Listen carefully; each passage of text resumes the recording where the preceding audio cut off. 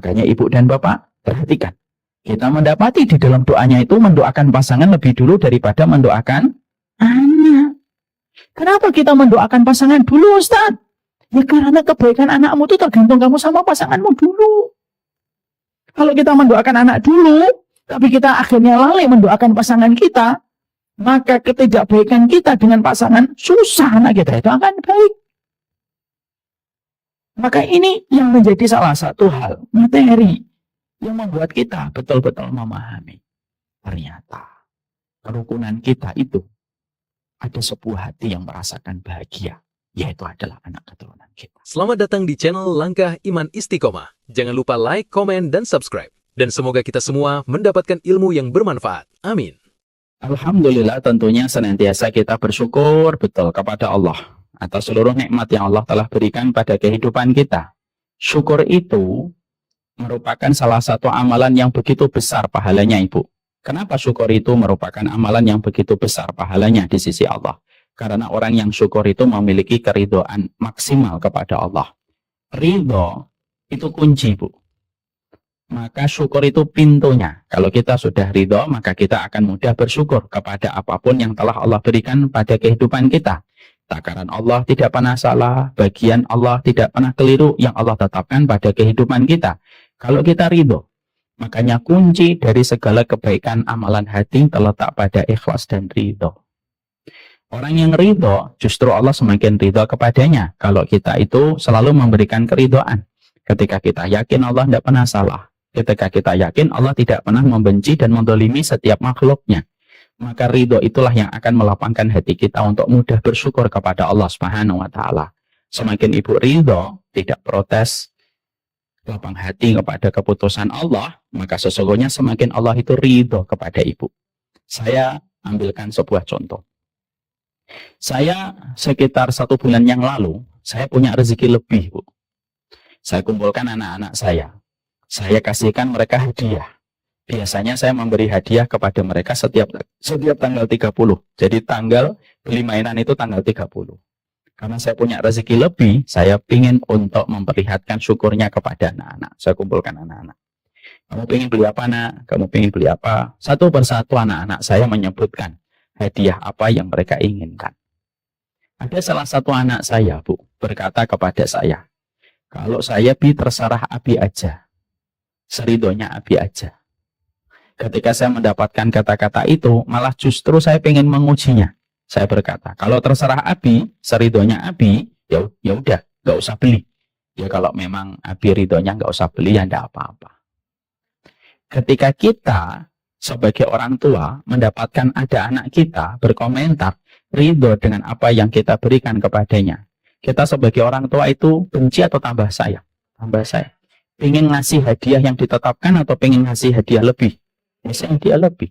Yang sebelumnya hadiahnya tidak boleh lebih dari 100.000, tapi karena ucapannya, maka saya ingin ngasih hadiah lebih dengan apa yang dia sampaikan kepada saya di dalam memberi jawaban.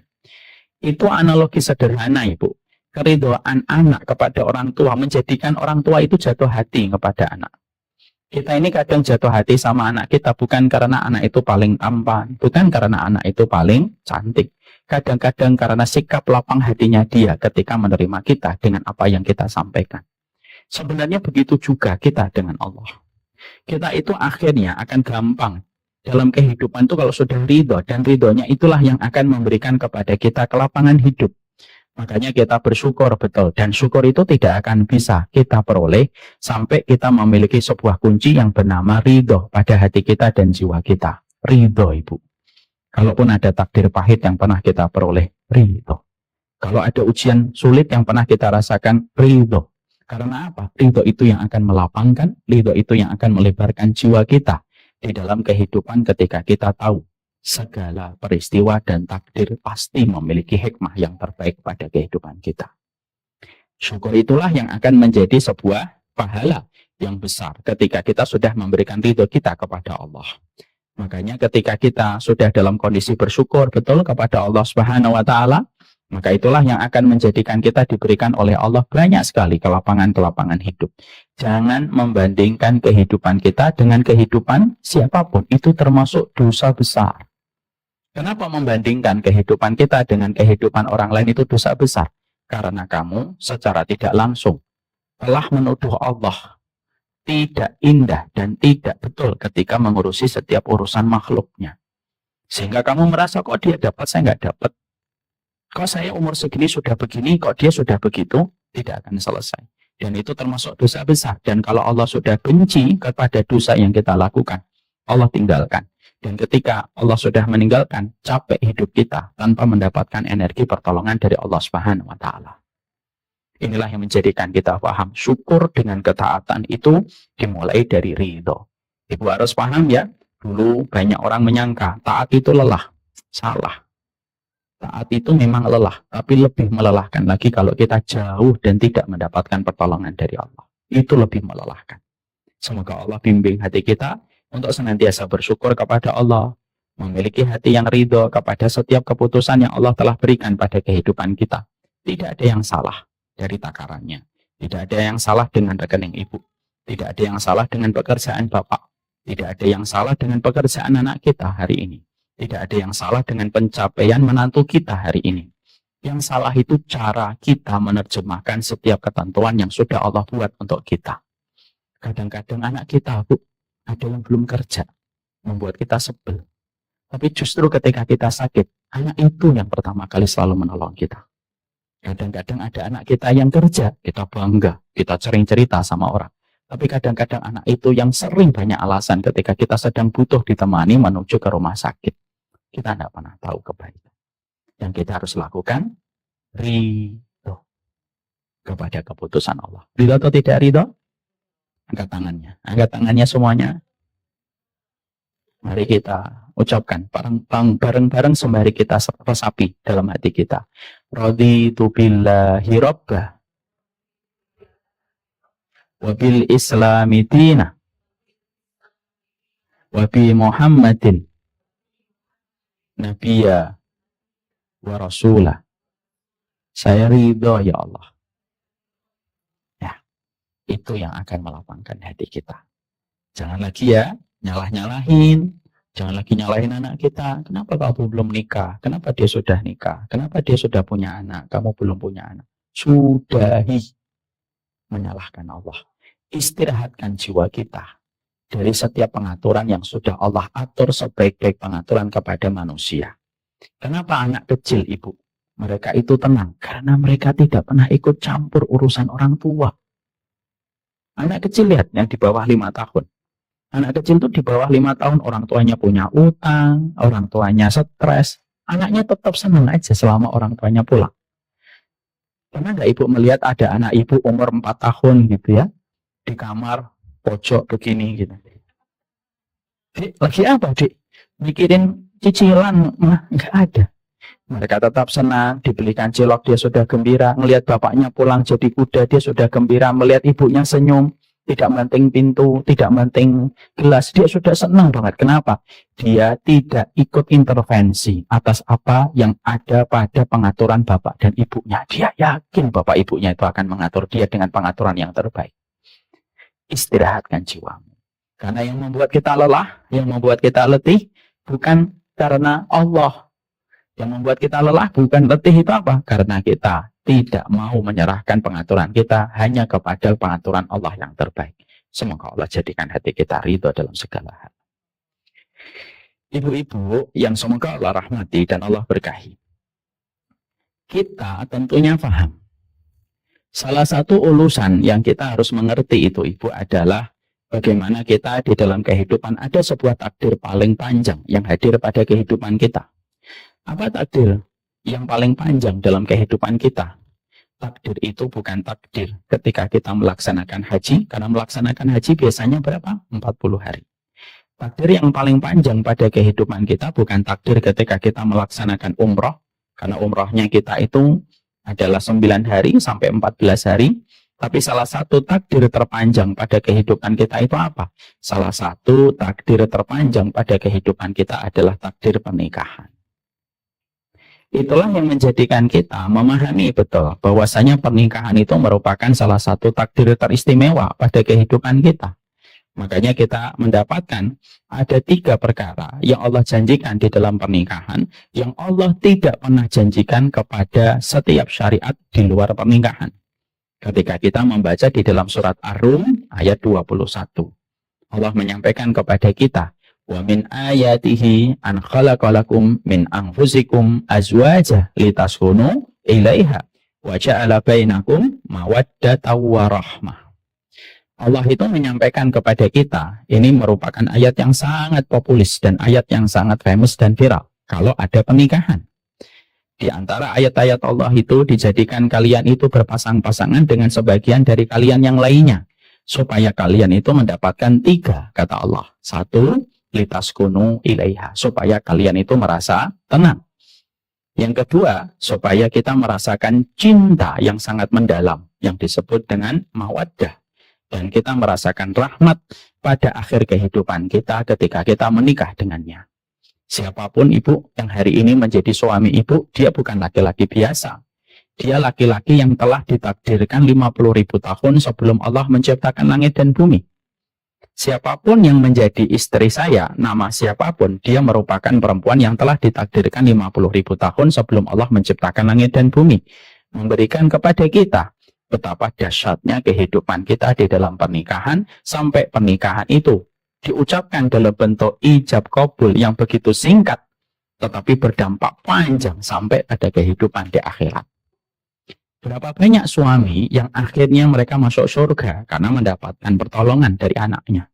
Berapa banyak istri yang akhirnya masuk surga karena suaminya memberikan ridho kepada dirinya, dan dia kaget ketika di depan surga, setiap pintu-pintu surga memanggil namanya, ketika dia mendapatkan seorang suami yang begitu mudah memberi ridho kepada dirinya sebagai istri.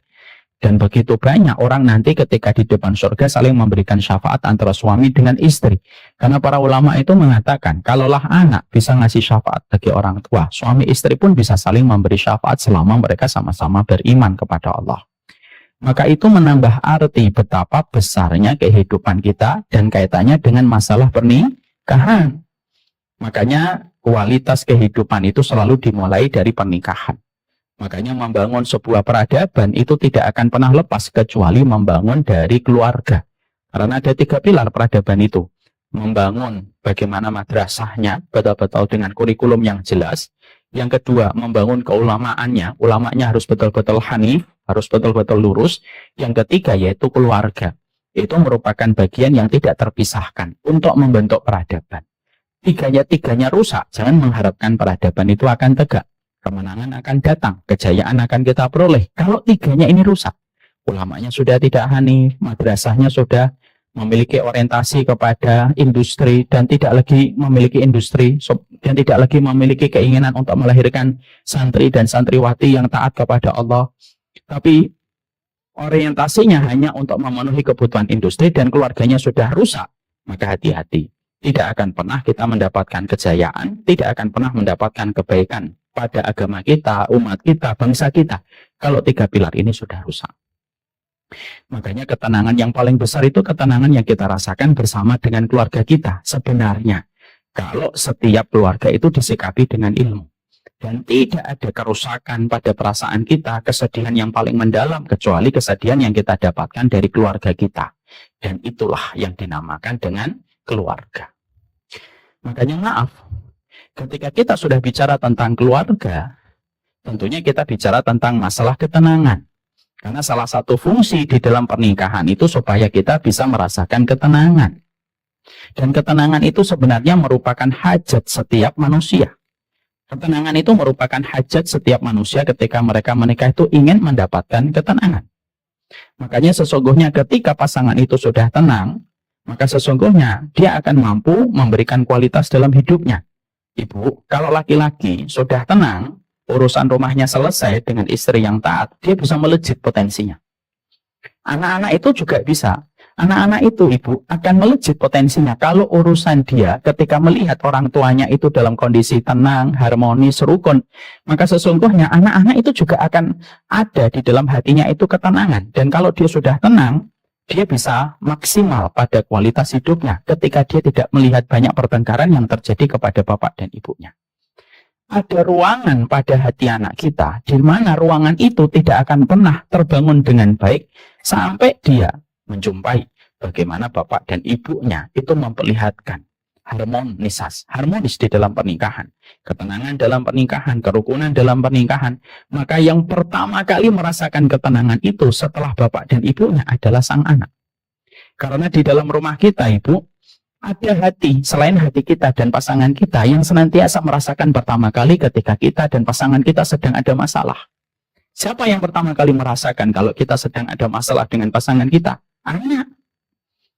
Siapa pertama kali mata yang akan mengetahui kalau kita ada cekcok dan konflik dengan pasangan kita? Anak. Dan ketika anak itu melihat berbagai macam kerusakan, berbagai macam pertengkaran, pertikaian yang terus dia jumpai, anak itu tidak selesai, Bu. Dan apa yang terjadi?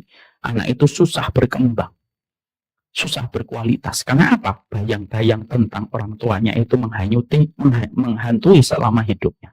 Dan itu menjadi masalah. Makanya maaf ya Ibu, setidaknya dalam 1 bulan ini atau 2 bulan terakhir ini, setidaknya ada 3 orang yang datang dan ternyata masalahnya itu berkaitan tentang orang tua. Ada ibu-ibu yang datang kepada saya, beliau menderita anxiety, Bu, kecemasan.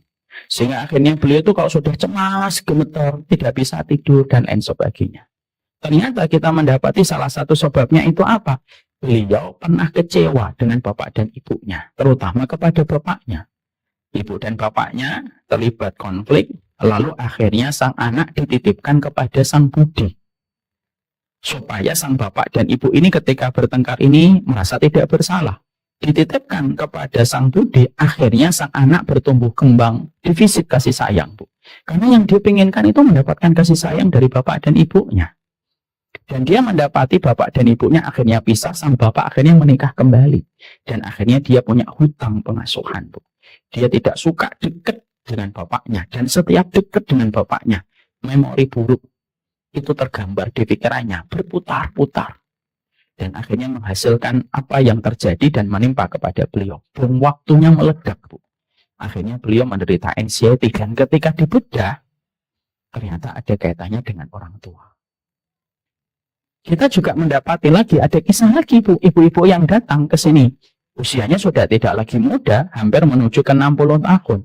Ternyata juga menderita anxiety. Sama, dia cemas. Ketika malam berdebar-debar. Ketika dibuka komunikasi pelan-pelan, dialog pelan-pelan. Akhirnya terungkap bahwasanya dia melihat dan menjumpai bapak dan ibunya itu tidak rukun. Dingin.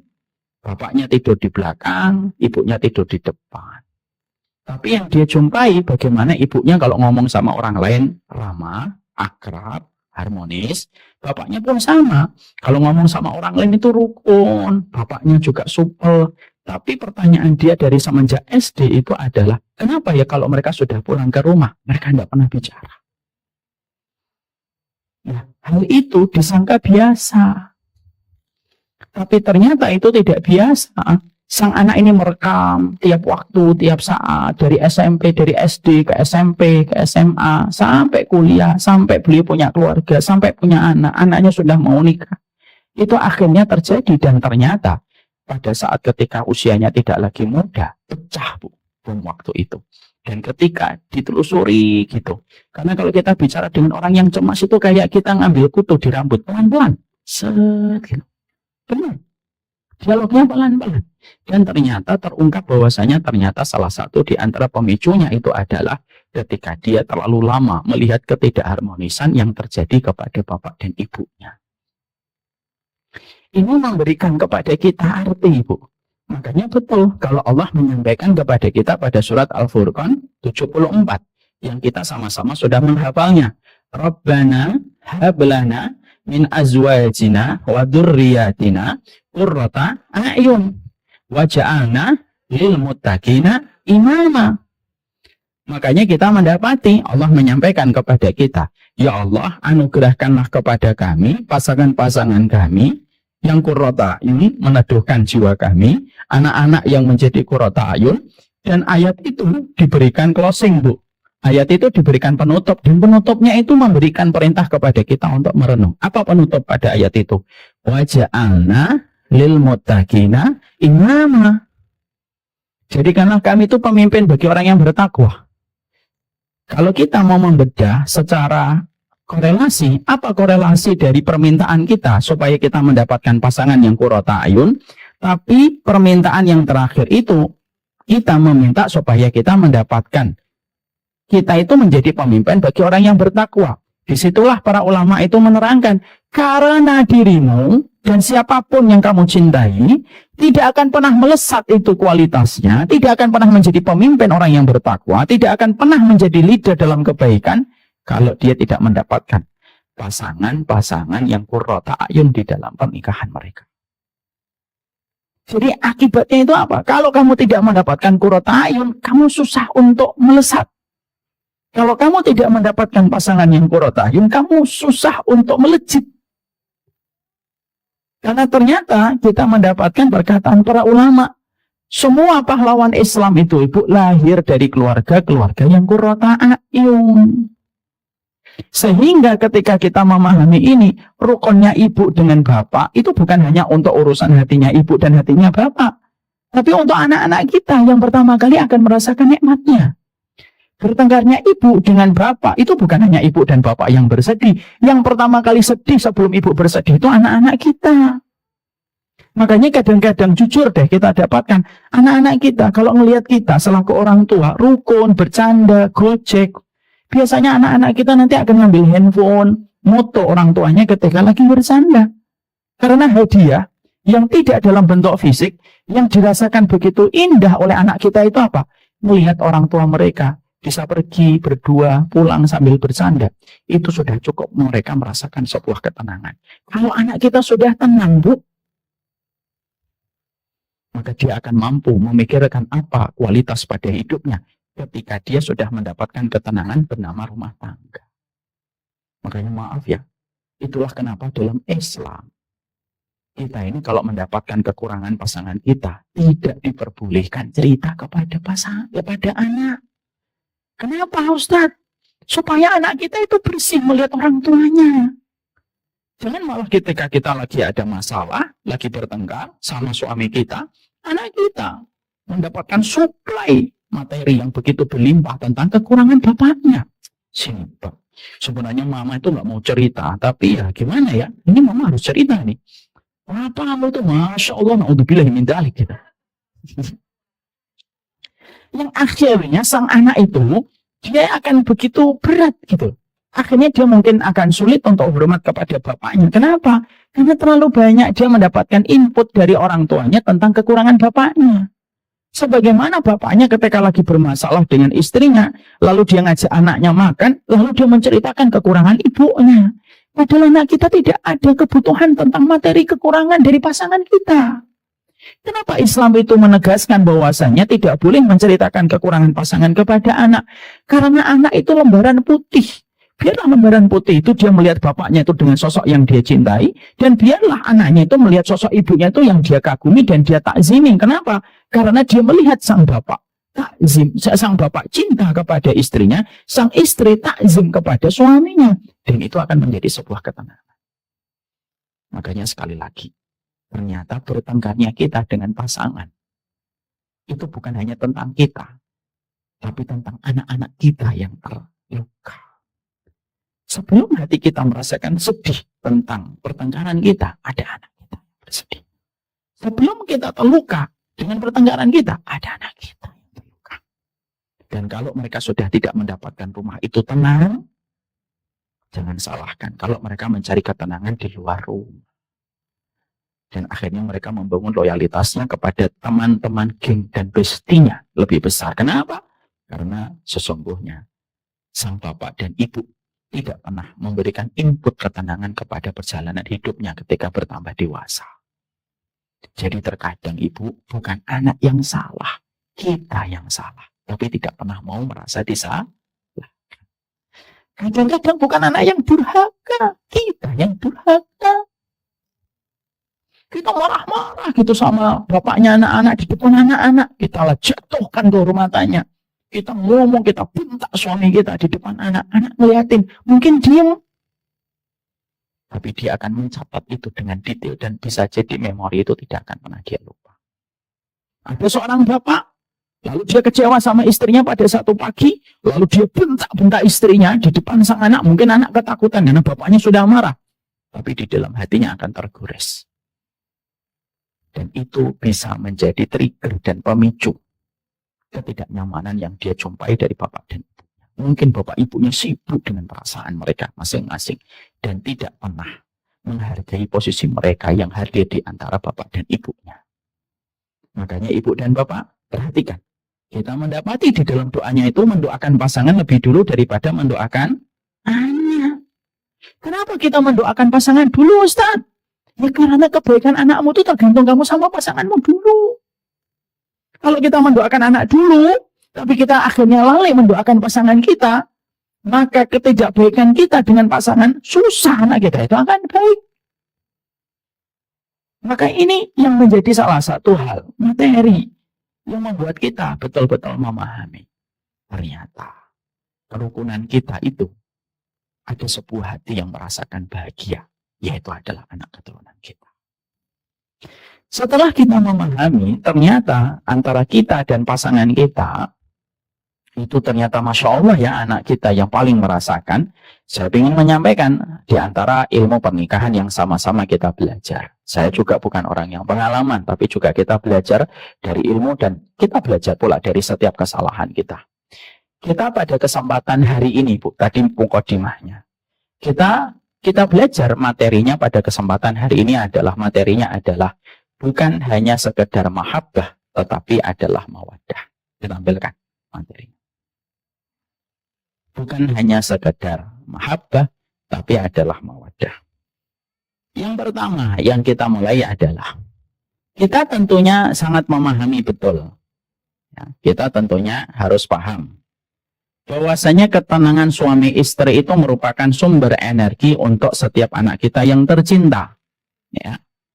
Jadi energinya anak kita itu diperoleh bukan hanya dari faktor makanan, tapi salah satu di antara energi yang kita bisa berikan kepada anak kita itu adalah ketenangan suami istri, kerukunan, keharmonisan, saling mengalah, saling memaafkan di antara pasangan suami istri, maka dipastikan ibu bahwasanya itu merupakan energi terindah yang dirasakan getaran-getarannya oleh dinding jiwa anak kita. Ibu kalau punya sifat memaafkan untuk suami, maka yang merasakan anak, Bu. Kalau ibu memiliki sifat kelapangan dengan kekurangan suami, ketika ibu paham bahwasanya sang suami tidak sempurna sebagaimana ibu tidak sempurna, maka ketenangan ibu menghadapi kekurangan suaminya itu dirasakan pertama kali oleh setiap hati anak-anak kita di dalam rumah kita. Ini kita harus sepakat dulu. Makanya akhirnya ketidakrapian suami istri, siapa yang pertama kali merasakan akibat pahitnya itu adalah anak kita tercinta, Bu. Makanya kalau ada anak misalkan ditanya di dalam sebuah riset ataupun penelitian, anak itu kalau ditanya apa momen yang paling tidak bahagia di dalam rumah, biasanya jawaban mereka selalu seragam dan selalu satu frekuensi. Kondisi yang paling tidak enak di dalam rumah itu adalah ketika melihat papa dan mama bertengkar. Ibu kan dulunya pernah jadi anak, ya atau tidak? Apa momen yang paling tidak kita sukai? Kalau bapak dan ibu kita bertengkar, kan? Dan biasanya memorinya tidak akan pernah mudah hilang di dalam pikiran dan hati kita.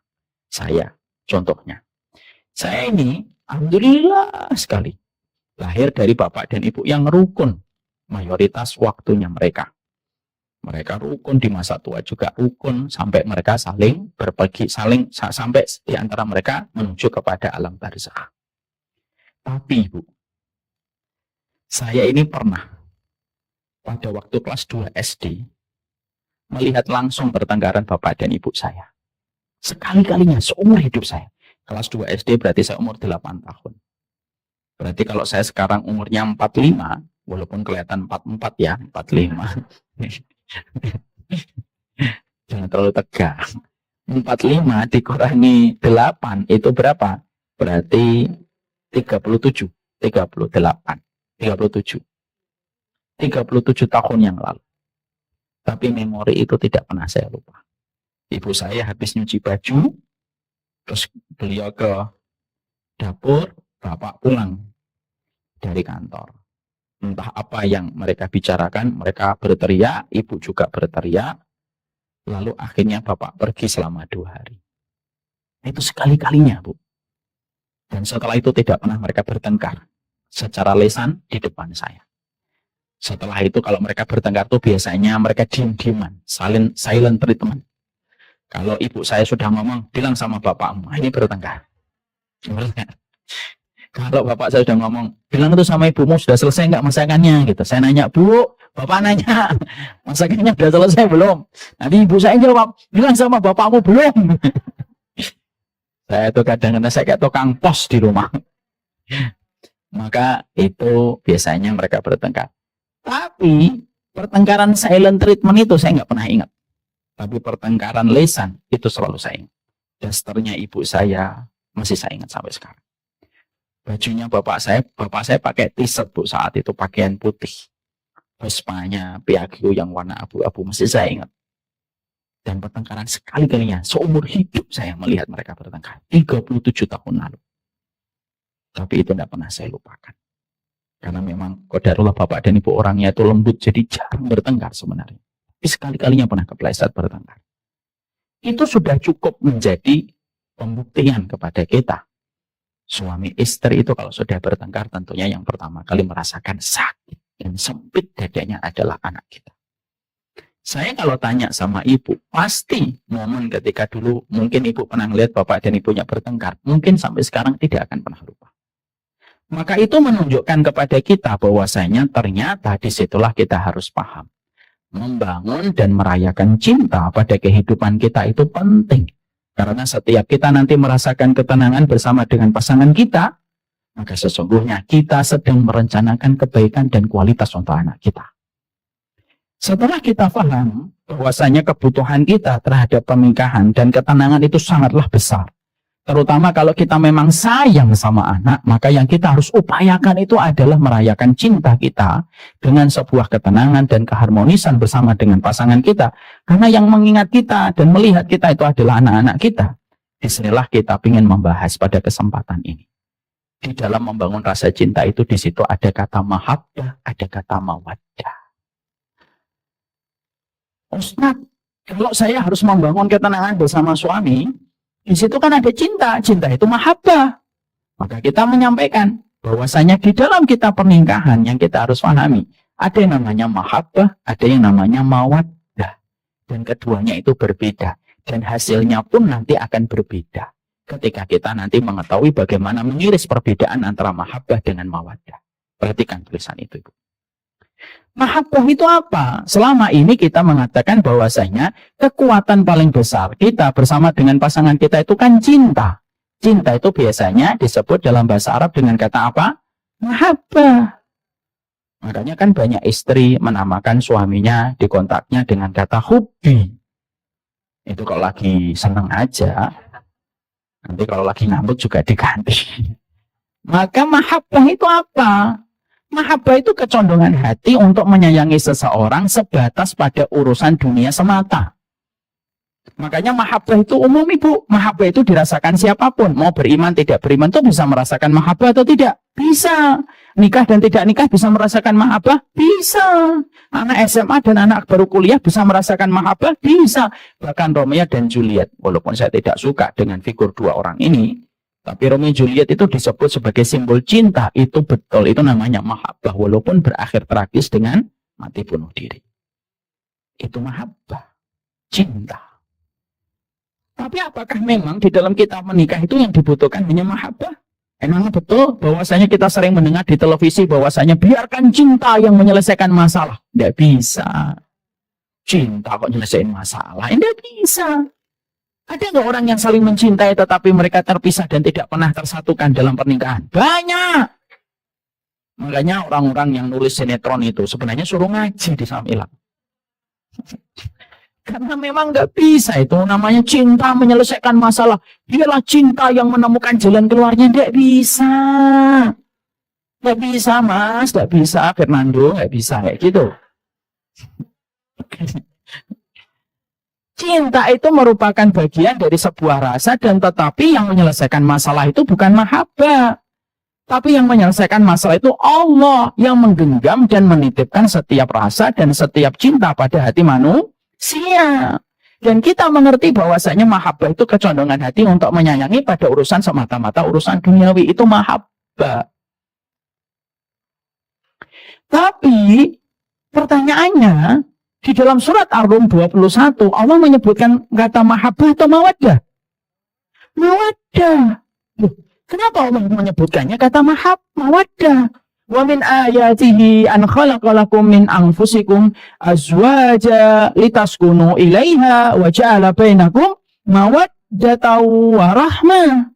Pertanyaan kita, karena kita membaca Al-Quran, kenapa Allah itu menyampaikannya mawaddah, bukan mahabbah? Kenapa kita kalau menjumpai orang ketika menikah, kita mengucapkan sakinah, mawaddah, dan bukan sakinah, mahabbah? Iya kan? Berarti selama ini ngomong, gak ngerti maknanya. Makanya ngaji. Udah deket aja, pindah rumahnya sini aja, biar ngaji terus. Maka sesungguhnya kita mengucapkan sakinah, mawaddah, dan warahmah. Lalu apa bedanya Ustaz antara mahabbah dengan mawaddah?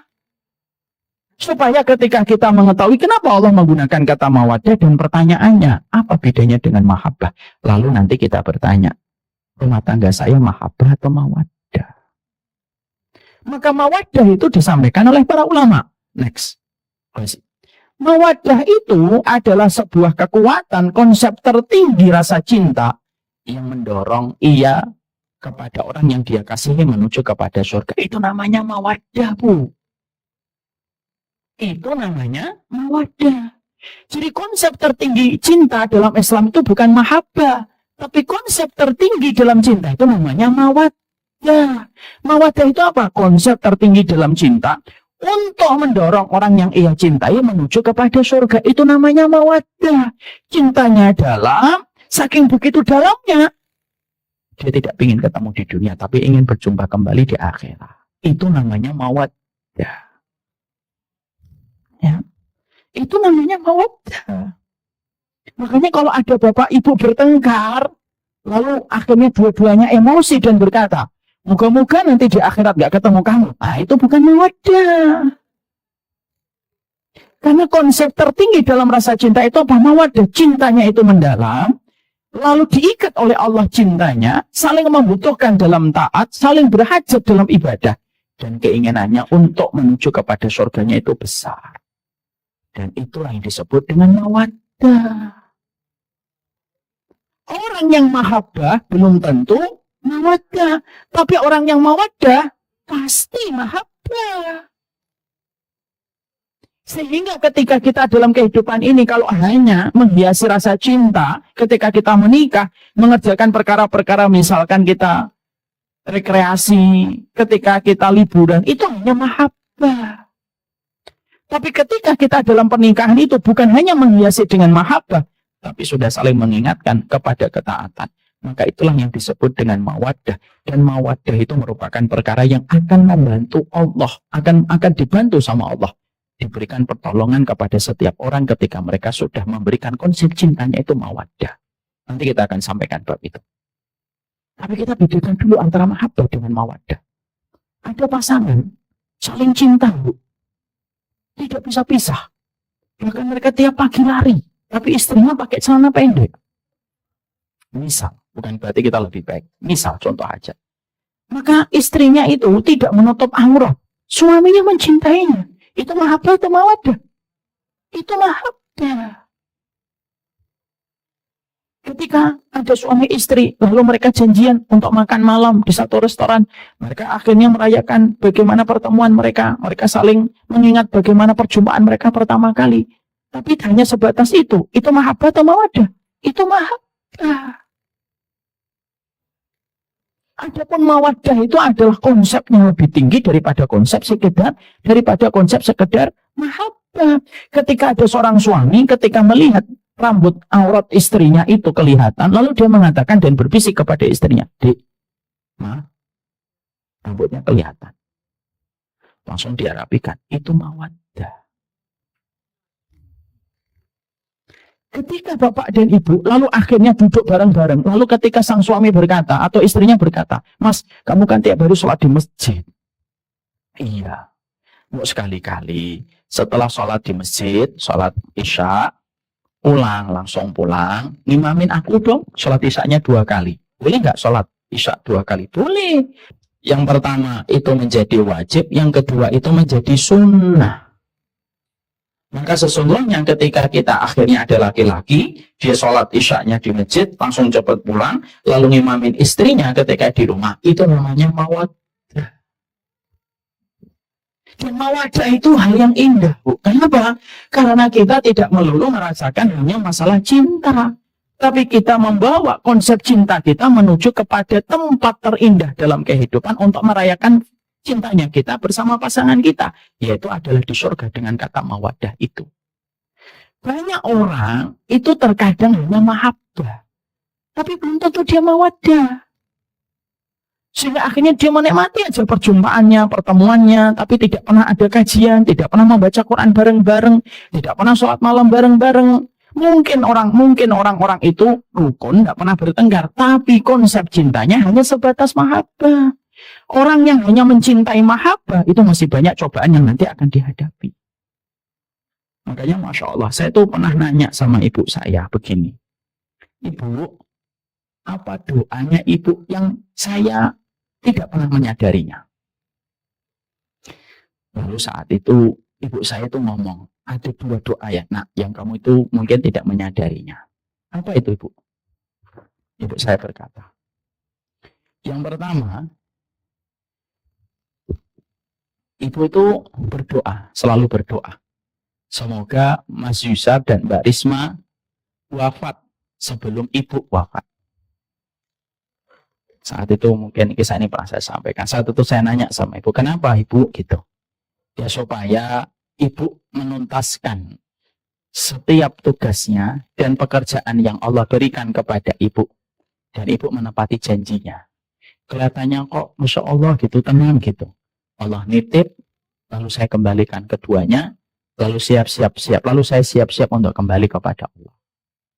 Saat itu saya megang pahanya ibu, udahlah ibu panjang umur, insya Allah Mas Yusuf dan Mbak Risma panjang.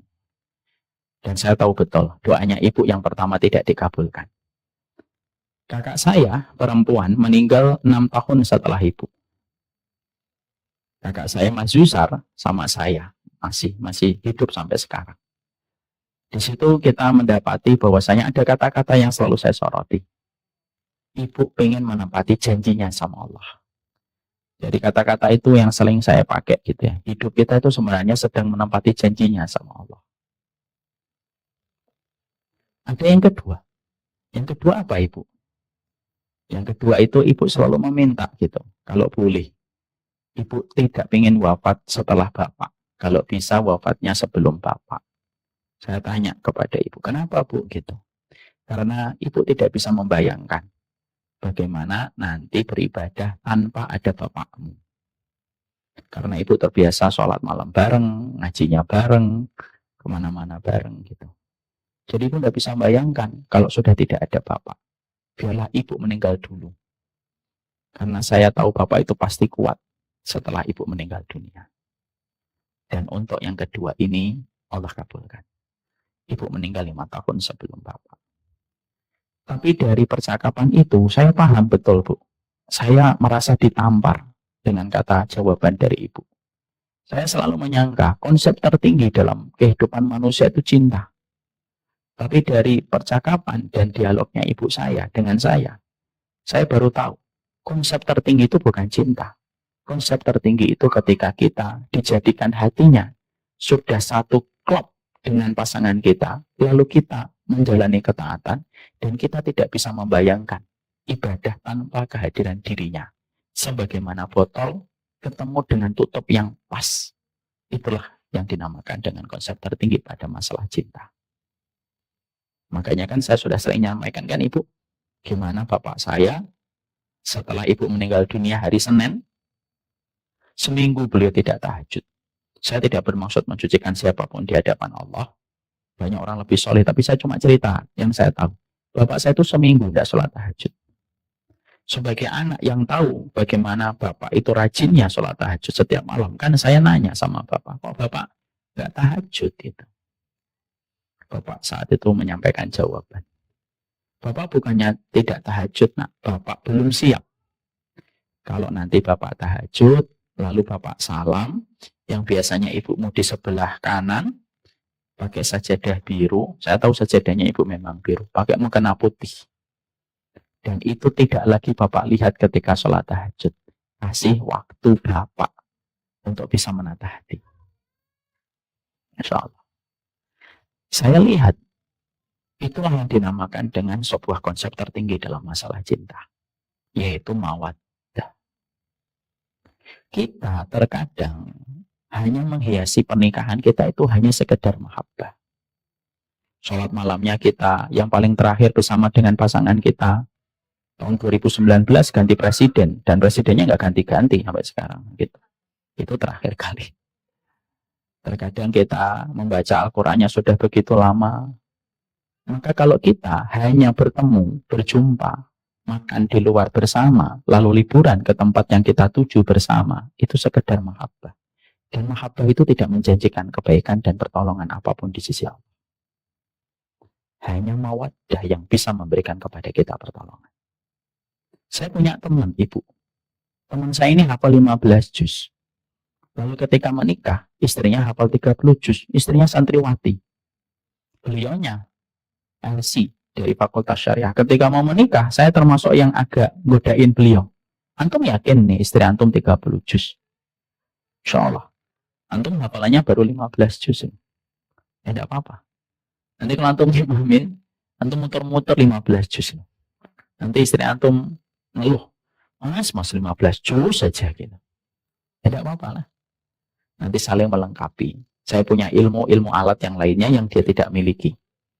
Dia memiliki sesuatu yang saya tidak miliki. 2 tahun saya pisah dengan beliau. Ketemu lagi dengan beliau. Teman saya ini dari 15 juz sampai 30 juz. Jadi ternyata saya tanya. Saya tidak menduga kalau dia nyetor hafalan itu sama istrinya. Saya tanya, ya kamu ngafalnya di pondok mana? Sama kiai siapa? Ustadz siapa? Oh enggak. Saya ngafalkannya sama istri saya. Jadi setiap habis maghrib dan isya nyetor hafalan. Jadi mungkin istrinya itu kalau habis subuh gitu, duduk bersila. Sini nyetor. Sini nyetor. Itu mawaddah atau mahabbah, Bu? Mawaddah. Wah, saya nggak bisa usah ke 30 juz. Mawaddah itu tidak selalu 30 juz. Ibu nyetor hafalan surat Al-Ikhlas itu mawaddah. Walaupun kebangetan ya. Tapi itu mawaddah. Maka kenapa kita itu harus mawaddah, Ustaz? Karena mawaddah itu yang menjaga kita dari berbagai macam fitnah. Maaf ya, Bu. Nikah itu fitnahnya banyak atau tidak banyak? Banyak. Musibahnya banyak, balanya banyak. Kadang itu tak pergi, tak dijemput, pulang tak diantar, tapi meninggalkan kerusakan yang luar biasa di dalam pernikahan kita. Karena apa? Karena fitnah itu bisa datang ketika kita tidak menyadari apapun. Itu namanya fitnah dalam pernikahan. Ada salah satu jamaah itu cerita sambil sedih beliau. Nikah 25 tahun. 25 tahun. Lalu akhirnya sang suami, qadarullah, itu kalau habis maghrib sampai isya itu tidak mau langsung pulang. Niatnya mulia, pingin untuk nunggu isya. Tapi justru antara isya dengan maghrib dengan isya, dia ketemu perempuan, dia jatuh hati sama perempuan itu, dinikahilah perempuan itu tanpa memberitahu kepada istri pertamanya. Lalu ketika sang istri tahu tentang pernikahan itu, akhirnya mereka pisah. Fitnahnya muncul antara maghrib dan isya. Ini kalau dibuat judul sinetron bagus banget ya. Antara maghrib dan isya, maut kan gitu. Wah, ibu-ibu sudah mulai curiga nanti. Suaminya nanti minta izin, nunggu saya, jangan pulang. Tapi di situ kita mendapati fitnah itu bisa datang kapan saja. Makanya kita mendapati sampai ada namanya ipar adalah maut, hadisnya ada, filmnya juga ada, based on true story. Itu sudah cukup membuka mata untuk kita bahwasanya terkadang orang yang tidak pernah kita anggap sebagai fitnah pun bisa menjadi fitnah besar pada kehidupan kita berkeluarga. Kalau kita tahu fitnahnya begitu banyak, balaknya begitu banyak, musibahnya begitu bertubi-tubi dalam pernikahan, kalau kita tidak melandasi dan melapisi pernikahan kita dengan mawaddah, pertanyaannya sederhana. Terus atas alasan apa Allah harus menolong pernikahan kita? Dan itu jadi teguran untuk kita semua. Dan itu jadi teguran untuk kita semuanya. Ya? Karena itu yang terkadang kita tidak menyadarinya. Saya kenal Dika, kalau misalkan Dika ini nggak pernah deket sama saya. Terus dia nggak pernah memperkenalkan namanya saya Dika Ustadz. Terus dia mungkin membackup saya, mungkin menyertai saya. Mungkin nggak kalau ada Dika ada musibah saya menolongnya. Mungkin saya nolong, tapi mungkin tidak sepenuh hati. Tapi kalau Dika ternyata orangnya takzim, hormat, selalu menolong, membackup saya. Kalau saya ke Pamulang selalu dia berusaha untuk memberikan yang terbaik untuk saya dalam kegiatan yang saya kerjakan. Tiba-tiba Dika ada masalah. Kira-kira saya nolong Dika atau tidak? Saya nolong, Bu. Karena menolong itu juga punya sebab. Jadi kalau misalkan kita minta tolong sama orang, kalau orangnya nggak mau nolong, kita nggak usah nyalain orang itu. Mungkin kita yang terpeksi, mungkin kita dulu sering nggak perhatian sama dia. Ya memang betul, nggak usah memang. Enggak deh. Ngajar sama ibu-ibu itu harus sabar, nak.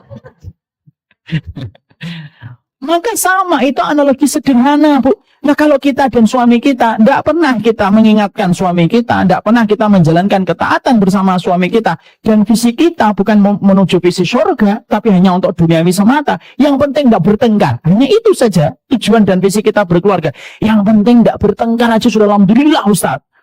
Ya mungkin keluargamu baik-baik saja, tapi kamu mungkin tidak akan selamat ketika fitnah dan karat akan merobek makhluk pernikahan. Itu yang membuat kita harus nantiasa membutuhkan ibadah. Pernikahan yang dilandasi dengan ibadah bersama memang lelah. Tapi pernikahan tanpa dilandasi dengan ibadah itu lebih melelahkan. Ustaz, kalau saya harus mengingatkan lelah. Iya memang lelah. Menikah dengan ibadah itu lelah. Tapi pastikan fix dan confirm, Bu. Nikah tanpa ibadah itu pasti lebih lelah. Karena berbagai macam hal akan kita dapatkan dan kita peroleh menjadi ujian dan bala yang tidak ada putus-putusnya hadir pada kehidupan kita. Jadi lelahnya kita ngajak dia untuk baca Quran. Lelahnya kita untuk bangunin anak. Lalu kita bawa gendong untuk sholat subuh. Lelah. Tapi lebih lelah lagi kalau anak tidak pernah ke masjid. Itu lebih lelah. Mahabbah itu lelah. Mawaddah juga lelah. Tapi mawaddah itu menjadikan positioning namamu dan pasanganmu dikenal sama Allah. Jadi kita akhirnya paham di sini. Jadi namanya pernikahan itu bukan hanya sekedar merayakan festival rasa cinta ketika laki-laki itu yang telah saya taksir semenjak SMA akhirnya menjadi keluarga saya dan suami saya. Bukan hanya itu. Lebih daripada itu. Makanya mawaddah itu cinta yang mendalam sekali. Tetapi disertai dengan keinginan untuk beribadah kepada Allah. Makanya jawaban Ummu Darda itu menggambarkan mawaddah. Ummu Darda itu suaminya siapa namanya? Abu Darda. Pintar sekali ya.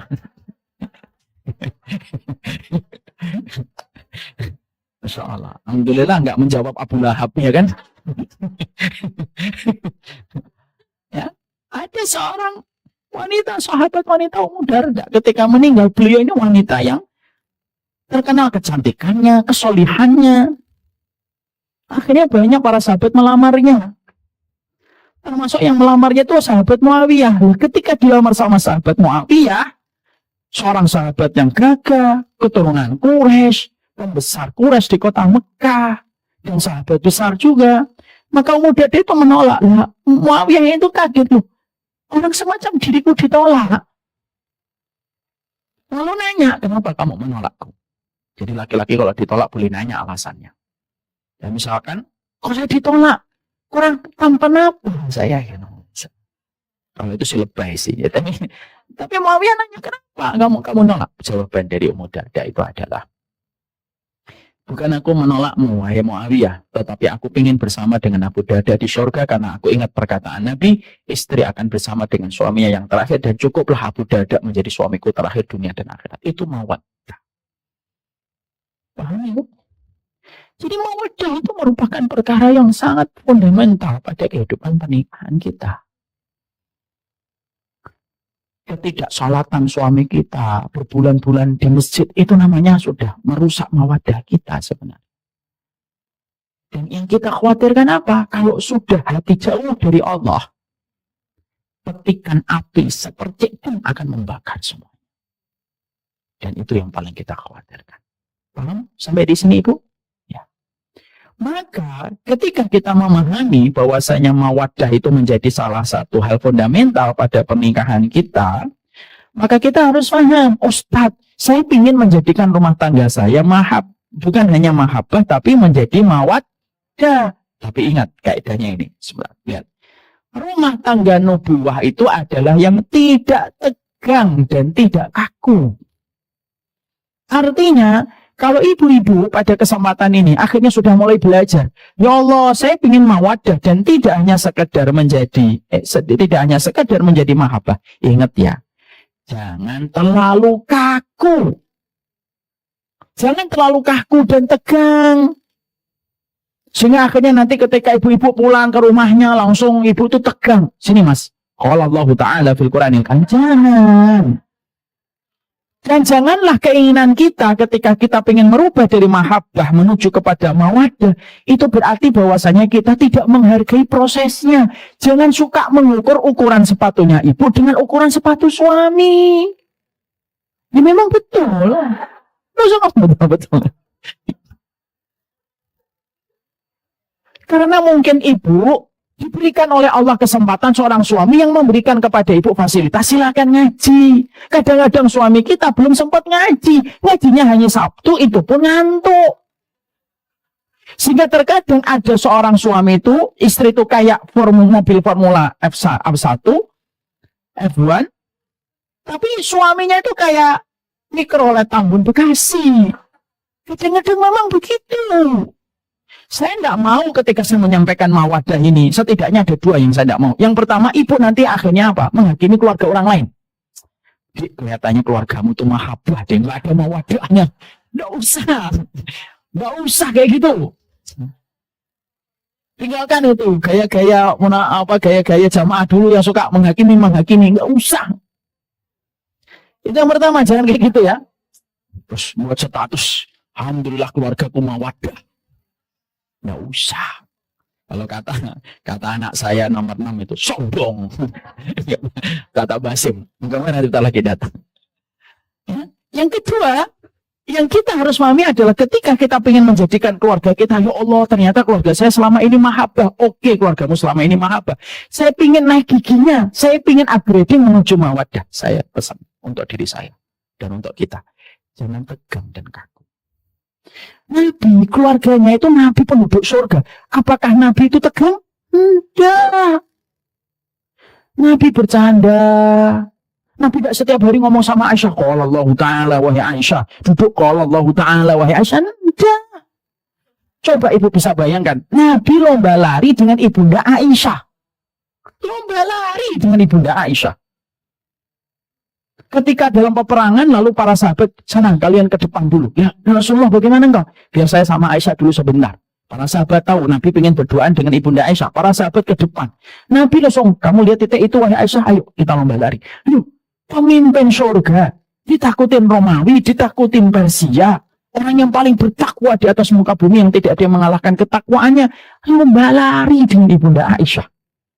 Itu menggambarkan kepada kita itu apa? Menggambarkan kepada kita bahwasanya membangun keluarga mawaddah itu tidak kaku. Dan bukan hanya semata-mata kita nyampaikan link-link kajian tiap hari kepadanya. Sampai DM-nya dia itu penuh dengan link istrinya. Nah, malah curhat di sini nggak dibuka juga. Udah tahu salah malah nggak dibuka juga. Aduh, sabar saya. Udahlah pulang-pulang aja ke mama. Jadi ternyata kita pun harus tahu dalam proses kita untuk membangun dari mahabbah kepada mawaddah itu, jangan sampai kita salah teknis. Ngirimin link, ngirimin kajian, sehari 12 kali, Bu. Padahal maaf ya, kajian kalau terlalu lama bosan atau tidak bosan? Bosan. Khotbah Jumat itu yang paling afdol, yang lama atau yang pendek? Pendek. Lalu kenapa Ibu harus menyelisih sunnahnya Nabi? Setiap ada kajian Ustadz, hanya istri, share. Buru-buru WhatsApp anaknya. Nah, downloadin kajian ini. Pecah-pecah buat bapakmu tahu dan dengar. Ya enggak gitu juga. Ini yang ketawa-ketawa ini yang harus banyak istighfar dan habis ini itu tempat wudu, sholat taubat 2 rakaat. Jangan gitu. Maka nikmatin prosesnya dulu. Kenapa terkadang kita diberikan suami yang terkadang tidak sesuai dengan ukuran sepatu kita? Loh, kalau ukuran suamimu itu langsung sama dengan ukuran sepatumu dalam pemahaman agama dan pengamalannya, lalu dari mana kamu dapat pahala kesabaran? Karena sabar tertinggi itu dapat pahalanya dari pasangan kita. Paham ini? Nah, termasuk salah satunya proses kita menjadikan dari mahabbah menuju kepada mawaddah itu apa, Ibu? Perhatikan bahasanya dan love language-nya. Ini termasuk salah satu ilmu psikologi, tapi ini cukup penting.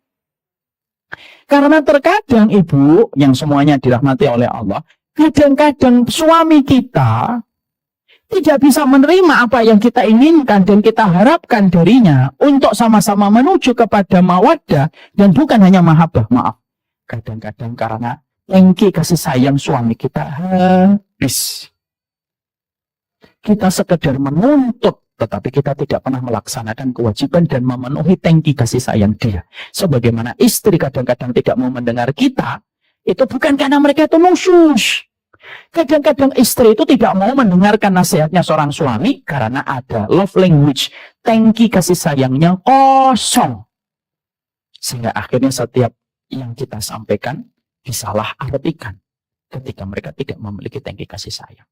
Ibu, seorang suami dan istri, anak, itu ada namanya love language. Dalam bahasa kita itu bahasa cinta. Kalau ini terpenuhi, ibu akan mendapatkan banyak kemudahan menyampaikan sesuatu. Anak-anak itu biasanya rewel. Itu karena ada love language yang tidak terpenuhi. Contoh, saya itu baru kemarin 3 hari itu dapetin anak saya bahasin. Kok rewel gitu? Saya harus ngomong sama istri. Apa ya? Apa love language-nya habis ya? Udahlah. Kemarin Selasa saya kajian siang sampai asar. Langsung pulang saya. Pulang sampai rumah. Ayo nak.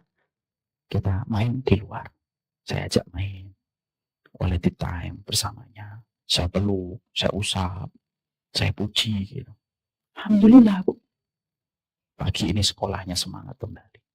Kadang-kadang ketidakmauan pasangan kita untuk menuju kepada mawaddah itu bukan karena mereka itu durhaka dan ketika mereka itu nusyus. Karena kadang-kadang kita tidak mengerti salah satu bahasa basic yang dibutuhkan dalam pernikahan. Maaf ya Bu, bahasa pernikahan itu ada 5. Dan ternyata ini dilakukan oleh Nabi dalam pernikahannya. Makanya 5 perkara ini yang saya sampaikan di sini itu, ini semuanya dilakukan oleh Rasulullah SAW. Dan ibu nanti dituntut untuk mengetahui bahasa love language-nya suami kita itu apa. Karena bisa jadi suami kita sering marah-marah, itu bukan karena dia laki-laki yang emosional, bukan. Kadang-kadang suami kita sering marah-marah karena ada bahasa basic cintanya yang tidak terpenuhi dari ibu. Kenapa? Ya sama lah terbolak-balik gitu. Makanya 5 love language itu apa? Dan ini berdasarkan kepada sunnah. Kita perhatikan. Yang pertama, Bu, act of service. Act of service itu apa? Bahasanya itu pingin untuk diberikan servis yang terbaik. Ini biasanya laki-laki itu ada di sini. Diberikan pelayanan yang terbaik. Makan ditemenin. Pagi-pagi disiapkan. Ketika mau pergi dibawakan itu tasnya. Ketika pulang kita sudah nunggu di depan pagar kayak Sunan Kalijogo jagain sungai. Enggak setiap hari Bu kayak gitu. Tapi ketika akhirnya dia dikasih act of service, akhirnya dia itu nambah. Makanya kayak Nabi itu terkadang melakukan kepada salah satu istrinya itu act of service. Makanya Nabi ketika ada salah satu istrinya mau naik onta, Nabi turun ke bawah, mempersilahkan kakinya dijadikan pijakan untuk naik onta. Ada kan hadisnya? Kenapa Nabi melakukan itu? Nabi memberikan act of service kepada istrinya. Makanya maaf Bu, kalau akhirnya ada seorang suami, ketika ibu tidak menyadari ini dan hanya melihat globalnya saja, ibu tidak pernah mempersiapkan kalau pagi. Ketika pagi dia makan nasi uduk sendiri, buat kopi sendiri. Lalu kita mengatakan, alah sudah tua, sama-sama mandiri. Lalu perginya dia ke kantor, Bu. Maaf sekali. Kadang-kadang orang kantor yang akan mencukupi love language-nya dibandingkan istrinya. Yang di kantor ngomong, butuh apa-apa. Karena saking seringnya melayani, apal. Bapak punya nasi uduk, sambelnya sedikit aja, bakwan jagung, tidak pakai mie. Oh iya. Kopinya tidak pakai gula. Apa? Yang asalnya wajahnya biasa, menjadi indah. Bukan karena fisiknya, tapi love language-nya terpenuhi dari yang haram. Maaf ya Bu, perselingkuhan itu terkadang terjadi bukan semata-mata kesalahan orang yang berselingkuh, tapi ada proses-proses hal kecil yang tidak terpenuhi. Maka salah satunya act of service. Makanya Ibu nanti pahami, Ibu suaminya itu di mana? Nanti kita pelajari 5-5-nya dulu. Nanti Ibu tebak, suami saya itu paling berbinar matanya itu ketika apa? Makanya pernah ada salah satu ikhwan datang ke sini, tanpa dari wajahnya itu bersungut-sungut gitu. Saya kira saya punya marah. Ketika dia mungkin ada masalah sama saya. Setelah duduk ngobrol panjang lebar, baik saya tanya, antum ada masalah apa? Kok tahu Ustaz? Wajah antum itu orangnya ekspresif, kelihatan. Iya Ustaz, ada masalah keluarga. Ayo cerita. Dia ceritanya tuh simple. Dia belum belajar ini dia. Dia belajar ngomong, istri saya itu Ustaz, saya itu cuma pengen ditemani makan, kok gak pernah nemenin saya makan. Alasannya ngurusin anak. Saya tahu ngurusin anak. Kok bisa sekali dong temenin saya makan sebelum saya pergi? Oh, saya sudah. Itu orangnya aku servis. Servis itu apa Ustaz? Ya kayak gitu. Jadi terkadang inilah yang menjadikan kita akhirnya susah mengupgrading dari mahabbah ke mawaddah itu apa? Karena hal semacam ini tidak terpenuhi. Ibu selalu nuntut pulang ke rumah. Mas, kamu tahu nggak bedanya mahabbah sama mawaddah itu? Apa? Tapi ternyata ibu menemani dia makan itu sudah 6 bulan yang lalu. Ya, nanti giliran ada perempuan yang perhatian, ibu marah. Kenapa ibu cuma marah? Harusnya kan itu menjadi sebuah evaluasi. Makanya ada yang pertama, dan laki-laki itu biasanya act of service. Biasanya Bu, saya orangnya act of service. Kalau di rumah itu saya semuanya act of service. Kalau di luar rumah saya nggak senang. Saya tuh paling nggak senang kalau sandal saya dibawain, nggak pernah senang saya. Tapi kalau istri saya senang dong. Itu laki-laki biasanya di situ. Makanya kalau habis, saya jujur ngomong. Habis love language saya, istri saya langsung paham. Biasanya kalau pagi urusan anak-anak akhirnya digeser dulu waktunya.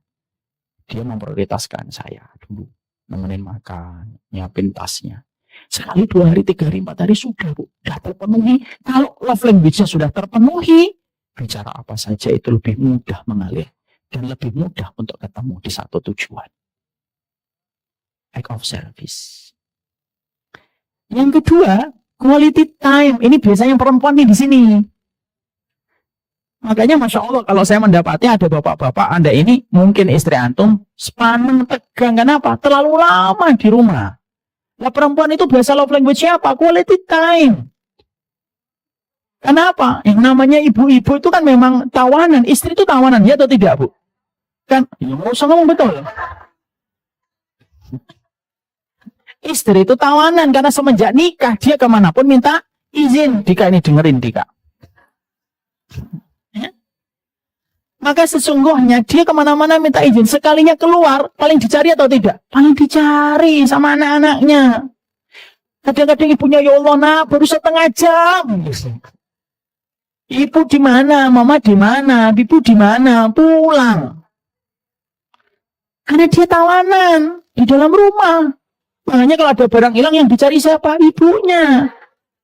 Ma, kaos kaki mana? Kenapa nggak tanya bapaknya? Karena bapaknya kaos kakinya hilang. Hilang. Makanya perempuan itu biasanya quality time.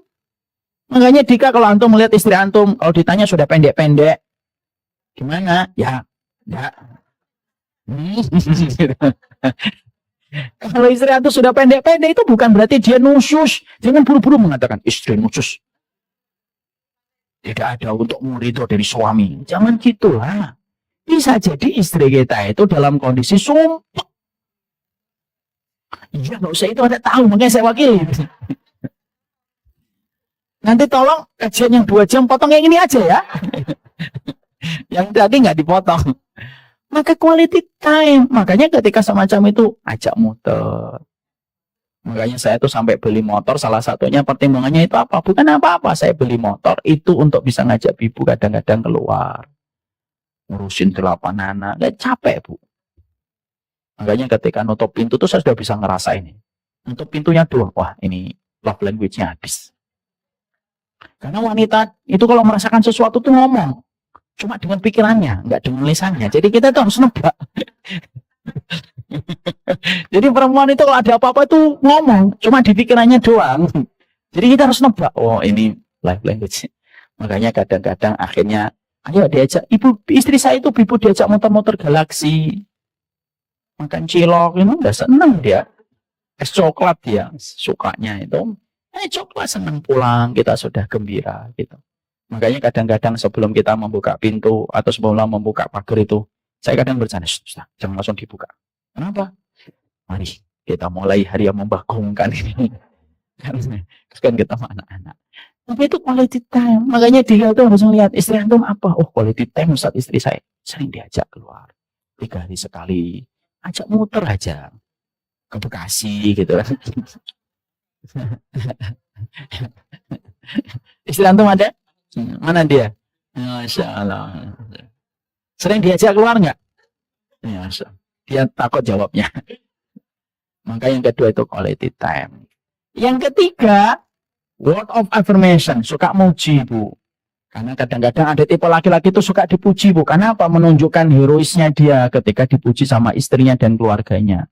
Maaf ya bu, banyak laki-laki yang kadang maaf banget. Pressure-nya di kantor itu luar biasa. Saya tuh pernah ketemu beberapa kali seorang bapak yang kelihatan stres gitu. Saya ngomong, Pak kalau memang stres di kantor keluar aja gitu. Ya Ustaz, tapi setiap saya mau keluar itu, yang terfikir itu anak istri saya. Demi Allah ya Bu, banyak laki-laki yang tanpa ibu sadari, mereka rela mengusap air mata di mobil dan turun senyum. Hanya untuk memastikan keluarganya baik-baik saja. Makanya saya pernah mengeluarkan satu tulisan itu. Tulisan ini ramai sekali di Instagram. Banyak laki-laki yang merasa baik-baik saja. Padahal dia tidak baik-baik saja. Karena dia tahu bahwasanya dia itu adalah harapan dan sandaran untuk istri dan anak-anak. Untuk menunjukkan kepada kita, perjuangan seorang laki-laki itu luar biasa. Itu yang ketiga. Yang keempat, yang kita harus paham, yaitu adalah physical touch. Physical touch itu apa? Sering dipeluk. Ya. Dia harus sering dipeluk. Itu ada istri saya baru datang. Ada. Ada. Maka sesungguhnya kita itu physical touch, Bu. Ada tipe-tipe seorang istri atau tipe seorang suami itu senang dipeluk. Biasanya diusap-usap punggungnya. Biasanya perempuan ada yang physical touch, Bu. Hanya kan ada perempuan yang sukanya gelindot aja. Usong-usong. Nah ini physical touch ini. Yang paling ketawa physical touch itu. Ya Bu ya. Ya Bu. Ibu ya physical touch ya. Oh iya tapi physical touch ya. Sukanya nguyak-nguyak gitu sampai istrinya sampai suaminya itu penuh dengan minyak rambut di sini. Sampai suami itu bilang ya Allah jangan nempel-nempel gitu. Enak saya bahasa itu physical touch Bu. Wah udah nempel ke saya tuh, pengen duduk di sini. Padahal di sini tuh lega gitu loh. Sini loh dek, sini dek. Nggak mau naik ke sini lagi. Itu physical touch, Bu. Kalau anak lima-limanya, Bu. Tapi kalau pasangan suami itu biasanya di antara 5 ada yang paling menonjol. Kemudian yang terakhir apa? Terakhir itu gift. Nah, itu paling senang. Nah, tapi tidak semuanya. Istri saya nggak terlalu senang gift. Ya. Gift itu ada beberapa wanita yang suka dan laki-laki yang suka dikasih hadiah. Terutama yang berkilau-berkilau gitu ya. Mas gitu ya. Maka sesungguhnya itu gift. Maka ibu untuk menaikkan dari mahabbah menuju kepada mawaddah, 5 ini harus terpenuhi. Jangan sampai ya Bu, kejadian ilustrasinya, saya serahin ibu kertas semuanya, saya tanya, apa yang disenangi sama suaminya ibu? Lalu ibu tertahan. Lalu ibu ternyata tidak mengenali itu. Padahal ibu semasa dengannya selalu marah-marah setiap waktunya. Tanpa ibu ketahui bahwasanya ternyata itu ada sebuah love language yang tidak terpenuhi. Makanya maaf ya Ibu, kadang-kadang kita suka menuntut, tapi kita tidak pernah mengevaluasi. Kadang-kadang kita terlalu menuntut, tetapi tidak pernah mengkoreksi.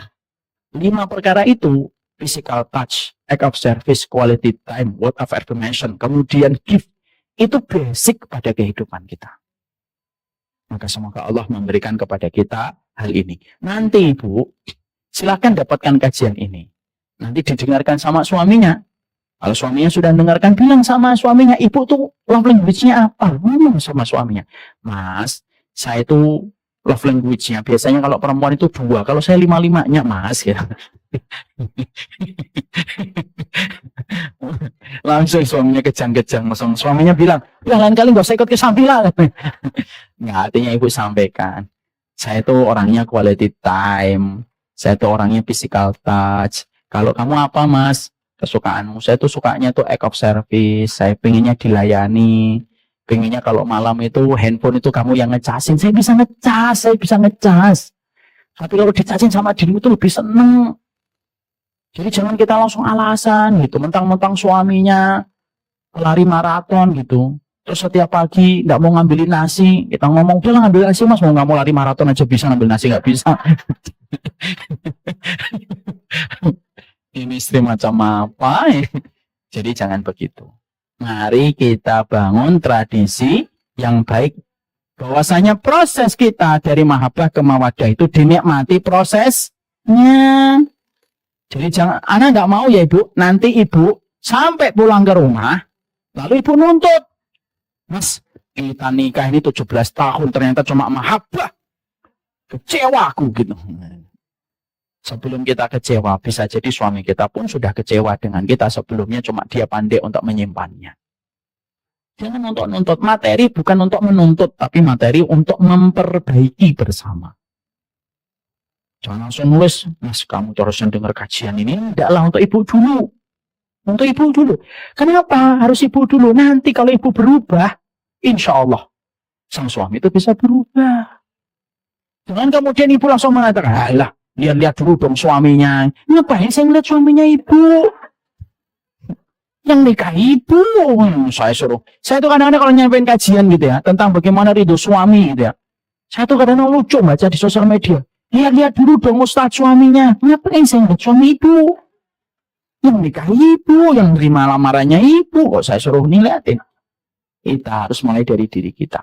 Dari seorang wanita yang memperbaiki diri akan lahir seorang laki-laki yang akan tulus untuk melihatnya dan akan belajar untuk memperbaiki diri. Ibu sudah saya pernah ceritain tentang masalah anduk. Seorang perempuan sudah saya ceritain. Ada perempuan Bu. Udah kan? Ada perempuan sebel melihat suaminya. Naruhnya anduk itu di atas tempat tidurnya. Diajak berantem gara-gara anduk sering. Disindir sudah, kata-kata tinggi sudah, pakai kata-kata sarkasme juga sudah. Tapi suaminya tetap meletakkan anduk di atas tempat tidur. Akhirnya sang istri tuh merasa, wah, ini kalau kayak gini terus saya nggak sehat. Saya harus tetap waras ini, gitu. Akhirnya apa? Yang saya perbaiki adalah cara saya melihat anduk. Lalu dia berkata pada satu malam, saya besok pagi kalau melihat anduk, saya tidak lagi melihat itu anduk. Tapi yang saya lihat itu apa? Sepotong permadani yang jatuh dari surga. Ini kisah nyata, Bu. Akhirnya paginya, Ketika dia melihat ada anduk di atas tempat tidur, wah, permadani. Jatuh dari surga. Dilipat.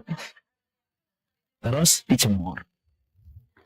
Esok harinya ada anduk lagi. Dia ngomong, Masya Allah, sepotong permadani jatuh kembali di amalku. Benar ini. Yang dia lakukan itu adalah mencipin di dalam pikirannya itu dirubah. Ini tuh pahala surga untuknya. Sehingga setiap harinya dia itu senang ketika melihat anduk itu. Bukan karena dia melihat anduknya. Melihat itu permadani surga yang akan disiapkan Allah untuk dirinya. Lama-lama ketika sang istri selalu meletakkan anduknya dalam kondisi tersenyum, tidak pernah lagi nyindir, tidak pernah lagi sarkasme, tidak pernah lagi marah. Sang suami itu akhirnya terenyuh dan tersentuh. Wah, istri saya tidak pernah marah-marah lagi gara-gara anduk. Akhirnya nggak tega dia merusak ketenangan itu. Akhirnya apa? Satu pagi dia letakkan anduk di atas tempatnya. Sang istri langsung ketika pagi, ketika suaminya pergi, dia berharap ketemu permadani lagi. Loh, sepotong permadaninya sudah tidak ada. Hari esoknya sudah tidak, hari esoknya tidak ada. Ketika sudah tidak ada rasa kehilangan pada dirinya tentang handuk basah di atas tempat tidur. Hanya dengan mengubah cara pandang kita kepada yang kita kerjakan. Jadi kalau ibu nanti ngeliatin suamimu, Masya Allah, pintunya surga lagi banyak ngomong ini. Sehingga akhirnya kita tenang. Paham sampai di sini ibu-ibu? Semoga Allah berkahi kita, didoakan suaminya. Ya, karena kalau ibu hanya marah-marah tapi tanpa mendoakan itu namanya bukan cinta, itu namanya emosi. Ya, makanya kalau mampu untuk umroh barenglah. Berdoa yang banyak di depan Ka'bah bersama dengan pasangan secinta, sejiwa, sesurga. Semoga Allah memberkahi kita, semoga Allah memberkahi pasangan kita, karena sesungguhnya semuanya merupakan bentuk ujian yang Allah berikan pada kehidupan kita. Tidak terasa jam 12. Luar biasa 2 jam kita menyampaikan materi, semoga kita paham ya Bu ya. Ada perbedaan antara mahabbah dan mawaddah. Dan ketika kita harus menyampaikan mahabbah dan mawaddah itu harus mengenali 5 love language tadi. Apa love language itu yang pertama? Act of service. Apa ini? Memberikan service. Yang kedua apa? Quality time. Yang ketiga apa? Give. Yang keempat apa? Word of affirmation. Yang kelima apa? Physical touch. Jadi nanti ibu sering dipeluk suaminya, kadang dikasih hadiah. Saya itu kemarin ya, dikasih hadiah sama istri itu senang walaupun itu bukan love language saya. Saya karena sering olahraga, tiba-tiba dia membelikan saya jaket olahraga. Rasanya itu senang banget. Ya, walaupun saya bukan tipe orang yang kalau dalam bahasa cinta. Tapi itulah, kasih sayang itu sebenarnya urusan basic manusia. Mau dia beriman atau tidak beriman.